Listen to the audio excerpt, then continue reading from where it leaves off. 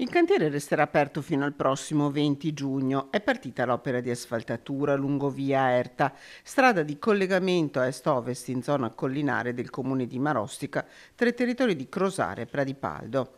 Qui per tutta la durata dei lavori sono istituiti dei divieti di circolazione e di sosta per esigenze di carattere tecnico. È un tratto di strada importante in quanto passa anche il pulmino scolastico.